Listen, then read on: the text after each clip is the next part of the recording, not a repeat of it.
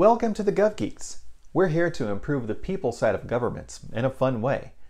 I'm Javier, and in this video, we'll interview coach and filmmaker Amen Jafri. Her sold-out productions have garnered local and national media coverage. Plus, as a former public servant herself, she has terrific insights into how you can follow your passions and lead a full life. We had the chance to speak with her at the launch of her web series, The Secret Lives of Public Servants. But before we get started, please be sure to click the subscribe button, like us on Facebook, and visit thegovgeeks.com to sign up for resources on professional development in the public sector. We're here to help you get in and get ahead in government. So, without further delay, let's get to that interview.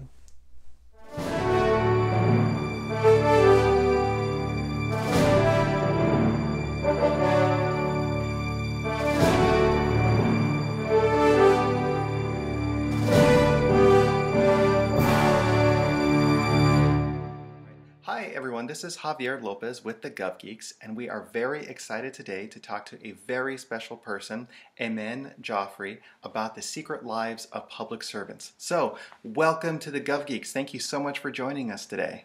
Well, thank you for having me. Absolutely, absolutely. Let's go ahead and start off with just some background information. Tell us a little bit about how you started this whole project. Okay, so it's a funny story. So I was in the public service for about 10 years, and so I was at work, and I was feeling a bit bored that day, and there were these retirement notices that kept coming out on a daily basis. We had a newsletter, and there were these notices about people retiring constantly, and so I just had this weird thought. I don't know where these thoughts come from sometimes, but I thought, what if they're not retiring, but someone is taking them out? And that would be the short story. It would be this murder mystery or soap opera. And the title that came to my mind was The Secret Lives of Public Servants. Mm-hmm. And so I started writing the story, but didn't really go anywhere. And I set it aside. But then that title kept coming back to me. And for whatever reason, I thought, okay, let me start doing research on this. And I'm going to start looking into what is the seedy underbelly of the public service. And so I was doing that, and then my husband, who's also a public servant, said, well, I work with Janet, and she's this comic book creator, and she's doing all these amazing things, and there's so many other people like her in government. Why don't you focus on things like that? And that's where that idea came about. And so I started looking for people with hobbies, but not just hobbies. It's almost like a second life or a second career for them. And I also tried to pick hobbies that were somewhat unusual, or what would be perceived as unusual for someone that an outsider would deem unusual for a public servant to have. So people who have the opportunity to really pursue their hobbies, they have a more enriched life. And I know you've done some research on that as well. Yes, that's right. So so when we had the screening party, part of the local screening party here in Ottawa, originally what I wanted to do was have a Q&A and sort of explore this topic a bit further about the meaning of hobbies, because, the term itself, I feel like is so, it just doesn't seem to have the same kind of weight and importance as our day jobs. When you say that you have a hobby, there's just this, I feel like there's a dismissiveness to that. Like, well, it's just a hobby, right? Like, you're not making any money at it, so therefore it's not that important, or you're not making your primary income from it. And so, so I just kind of got fascinated with that. And so I was reading all these articles that talk about, for example, how successful people have hobbies. The biggest names in the world, Warren Buffett, for example, he plays the ukulele. That awesome. Part of their success is due to the fact that they do something that is outside of their central preoccupation. And then there's this 2014 study that came out from San Francisco about how people that have hobbies, particularly creative hobbies, that makes them better in their day jobs. And that's the only type, and that's, they said that they had, I just wrote it down here, that it was 341 professionals that they used in the study. It was based only in the States, but there actually isn't a lot of research out there on this topic, which I think is unfortunate, because it's something I really want to explore further. And so they were talking in this one article that I found on Inc.com about the study, saying that one of the recommendations of the study was that workplaces bring more of those hobbies into the workplace. So, for example, having like a bake sale or something, and to allow people's interests outside of work be part of the workplace and be part of the workplace culture. And because that's something that always struck me working in an office, at least in my experience, that what I always found so unusual is that there's this unspoken agreement that you don't really talk too much about what you do outside of work. Right.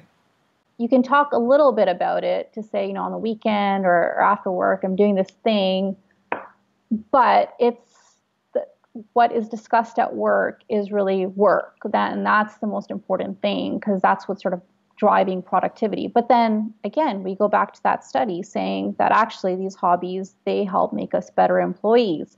So I feel like we're still stuck in that old industrial mindset where the technology that's driving everything is the clock. You're on the clock, and then you're off the clock, and then off the clock. Now you can be that different person, that other person, the real you in your personal life. And then this brings me to my next theory that I've been sort of ruminating on, is how technology is changing that. With social media, it makes it really hard to separate who we are in our day job. Well, just to separate ourselves from anything. Like, it's all out there for anyone to find. You go on the internet, you Google anyone's name, and you can find out what it is that they're doing in their personal life. So, yeah, but then in the workplace, that it's like that world doesn't exist. It's back to that industrial mindset again. And I think the technology is going to force us to evolve, if it hasn't already, that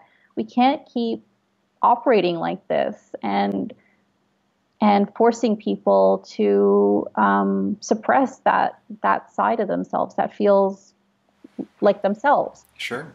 Plus, it sounds like it's a great thing for offices and organizations to really work with them through their talents and their interests to drive productivity as well. Exactly. Yeah. I think it has to be acknowledged, because then that plays into mental health too. Right. If you're constantly forcing someone to deny or I'm trying to find the right word here, but to suppress. Put on a mask.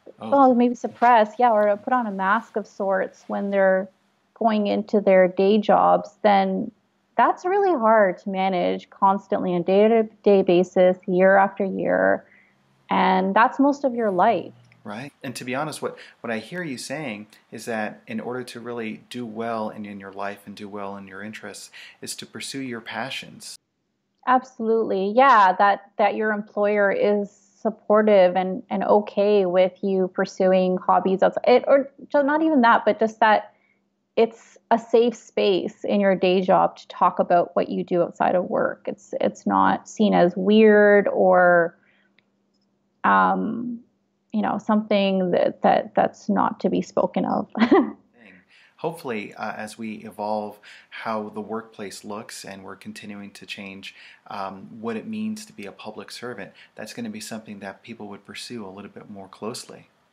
I would hope so, yeah, because something I found with all of our cast is that what they do outside of work is something they have to do. There's this inherent drive in them that propels them to do this and to use pretty much every other hour that they have available, every other free time that they have available to pursue this. So, you take that away from them.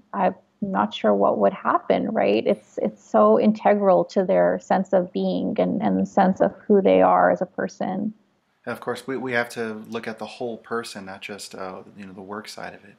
And to be honest, I'm really excited about your cosplay that's coming up as well, because I too have a Captain America uniform or two, and I'll put up a couple of pictures for everyone to see that because I think they're kind of fun too. But That is awesome. yeah, I really, really enjoy it. And for the folks that are seeing this video and have seen the others, I'm sure you've seen the shield in the background and everything. And actually right here in the background here, we have a Wonder Woman shield up on the wall as well. So it's just, this is an interest that we personally have here at the Gov Geeks. And we find that being able to really explore our interests and our fun in using that as an energy to what we do just makes everything so much better. I love that. That is so much fun. Yes, awesome. I know that you have a great deal of expertise being a public servant previously and then transitioning into what you're doing now, where you're helping others as well pursue their passions and figure out how to go about what that would look like. Can you tell us just a little bit about how you're pursuing that with your website and your coaching and all of the facilitation work that you're doing as well? Yeah, so I'm developing a coaching service and tools to help people, ambitious 9 to 5ers, go from that soul-sucking day job to becoming creative entrepreneurs and to fulfilling the kind of life that they dream of and that they know is possible. It's not that it has to remain a hobby any longer. So that's something that I'm developing, and I'm slowly starting to add more tools onto my site. So it's amenjafri.com. Mm-hmm. And on there, I have a newsletter, and so anybody can hit subscribe. And yeah, so I think as the weeks go by, you're going to start to see more products and tools on my site, and encourage anybody who is struggling and feeling frustrated and feeling like they're the only ones dealing with this issue. You are not. And so please contact me, and we'll set up a time to chat. I really want to thank you for sharing your time, sharing your passions and your interests that you've had. It's so neat to see how courageous you are to identify where you were in life and what you wanted out of it, and then to really make the decision to move forward with that. And then now you're helping others and you're inspiring others as well. That's just really cool. Thank you so much. That is so wonderful to hear. And I'm so excited about the work that you're doing too. And I'm excited. I'm so glad that again, the internet allowed us The internet. connect. Exactly. I am so interested to hear what's happening in Washington and what is, can people relate to this series, or is there something, what are our public servants in Washington dealing with? I mean, I love the fact that we're able to connect and find parallels and find differences, and then explore why is that. And actually, I would love to do a second season of this web series. So right now, there's the 3 episodes. So there's the one coming out next week, and then the third and final one will be the week following on November 14th. And then that's it for the first season. So I'm trying to see if I can do more episodes for a second season. And I would love to profile people that are, even just over here outside of this city, Ottawa. Sure. But also people in other countries and in other Western democratic countries. So Washington or anywhere in the States, Australia, the UK. I would just love to see to create this sense of community around this subject. And again, as I said, to see if there's parallels or where there's divergences and why. I think the public service is a calling that people just really feel drawn towards, this idea to make a difference. And government in any of its forms, national, international, state, local, is really there for that. And so for people fulfilling that passion, it'd just be so great to hear their story and to connect with them a little bit more. And I'm glad that you're exploring all of this further. It's very, very exciting. And like I said, you as well. So thank you so much for this interview. It was an absolute pleasure talking to you today, Javier. We hope you found this interview helpful. Please give it a thumbs up, share it, and of course, sign up for strategies on professional development in the public sector.